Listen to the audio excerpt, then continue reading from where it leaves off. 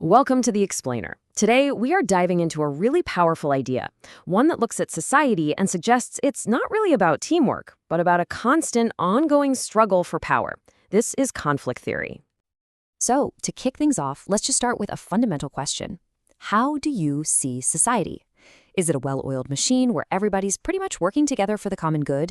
Or is it more like a constant, high-stakes tug-of-war? Your answer to that really gets to the very heart of what we're talking about today. You know, on one side, you've got this peaceful team view. That's the idea that society is basically stable, built on values we all pretty much agree on. But then you've got the constant tug of war, and this is the essence of conflict theory, the view that society is, at its core, an arena where different groups are always competing for power, for money, for influence. I mean, this contrast, it really paints a tale of two completely different societies. So let's go ahead and unpack the story of the one that's defined by conflict. Here's the big idea. Conflict theory says that struggle and conflict aren't a breakdown of the system, they are the system. It's a macro-level way of looking at the world, focusing on the big picture, how huge power structures and inequalities, especially around class and status, end up shaping pretty much everything. Now, an idea this big didn't just pop up out of nowhere. It was actually built over time by some of history's most influential thinkers. So let's take a look at the key architects who really constructed this powerful theory. Okay, so just to put a fine point on it, here's the formal definition. Conflict theory is a perspective arguing that groups in society interact based on conflict, not consensus. It puts power dynamics and inequality right at the center, saying they are the main forces that build and change our world. And you know, the roots of this idea go way deeper than a lot of people realize. Even before its most famous supporter came along, thinkers like Ludwig Gumflowitz and Lester F. Ward were already describing society as an arena of, quote, perpetual and vigorous struggle. Then you had George Simmel, who started to formally use conflict as a framework for understanding how societies change. But, of course, you absolutely cannot talk about conflict theory without talking about its undisputed titan, Karl Marx.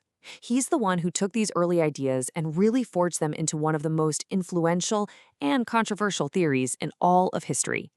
For Marx, the engine that drove all of history was conflict. He argued that every single economic system, whether it's feudalism or capitalism, carries within it these deep internal tensions that will, inevitably, lead to its own collapse. The conflict isn't some bug, it's a built-in feature of the system itself.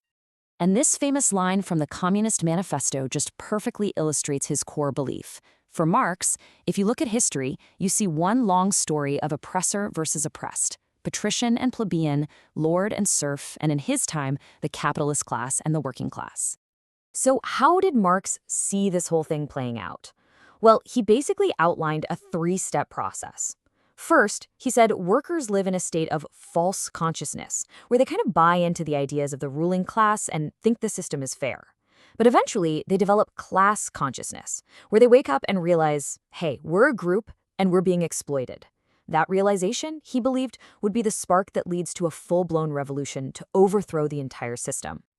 Marx's ideas were absolutely explosive, but the story doesn't just end in the 19th century. In the 20th century, a whole new wave of thinkers took his basic framework and started adapting it to the modern world, adding all sorts of new layers and complexities. And a really great example of this is the contrast with his contemporary Max Weber. See, while Marx was laser-focused on how the economic structure determines everything, Weber put more emphasis on what he called social action, basically the ability of individuals to act and shape their own lives. It just goes to show that even within conflict theory, there was plenty of debate. All right, let's jump forward to the mid-20th century. Here we meet C. Wright Mills, a figure who's often called the founder of modern conflict theory. He made this huge argument that America wasn't really run by the people, but by a power elite. This tiny, interconnected group from the very top of the corporate, military, and political worlds whose interests often directly opposed those of the general public. Now, if Mills helps us understand who has power, another brilliant thinker, Gene Sharp, came at it from a totally different angle. He argued that power isn't this solid thing that rulers just have. No, he said, its ultimate source is the obedience of the people. If the subjects simply refuse to obey, the rulers have nothing. And that is a radical idea that has gone on to influence nonviolent movements all over the world. So we've traced the history. Where does that leave us? What does conflict theory actually look like today? Let's quickly break down its core assumptions and how it's being used right now. At its heart, modern conflict theory really boils down to three core assumptions. Number one, humans are, for the most part, self-interested creatures. Number two, important resources, like wealth, status, and power, are always in short supply.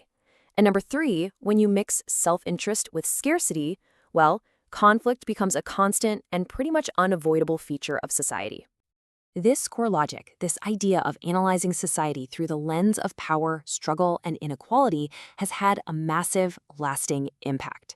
It became the bedrock for so many other critical perspectives. Theories that analyze conflict based on gender, race, or global power dynamics, they all draw from this same essential framework.